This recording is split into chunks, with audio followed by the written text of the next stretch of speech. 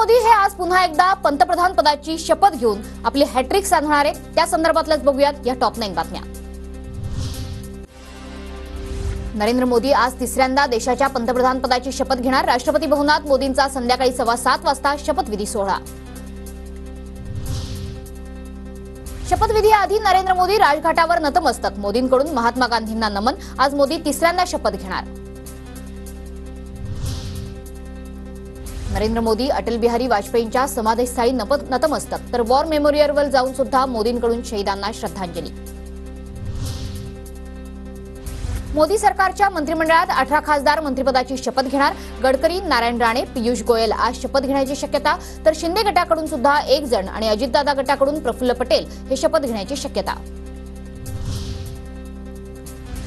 दिल्लीच्या राष्ट्रीय राजधानी प्रदेश परिसरात नो फ्लाय झोन घोषित. परिसरात आज विमानाच्या घिरट्या बंद असणार. तर ड्रोनवर देखील बंदी. शपथविधी सोहळ्याला G20 सारखी सुरक्षा व्यवस्था. दिल्लीत आज कलम 144 लागू. राष्ट्रपती भवन परिसरात अर्धसैन्य दलाच्या 5 कंपनी तैनात. तर NSG कमांडो, ड्रोन आणि स्नायपर हे देखील सज्ज. राष्ट्रपती भवनकडून नरेंद्र मोदींच्या शपथविधीची तयारी सुरू. नरेंद्र मोदी आज तिसऱ्यांदा पंतप्रधान पदाची शपथ घेणार. राष्ट्रपती भवनकडून शपथविधीच्या तयारीचा व्हिडिओ जारी.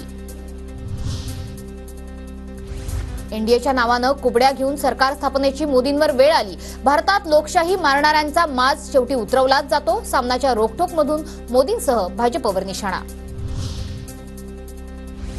शनिवारी संध्याकाळी नरेंद्र मोदींच्या शपथविधी सोहळ्याचं शरद पवारांना निमंत्रण. मात्र शरद पवार शपथविधी सोहळ्याला उपस्थित राहणार नाहीत, सूत्रांची माहिती.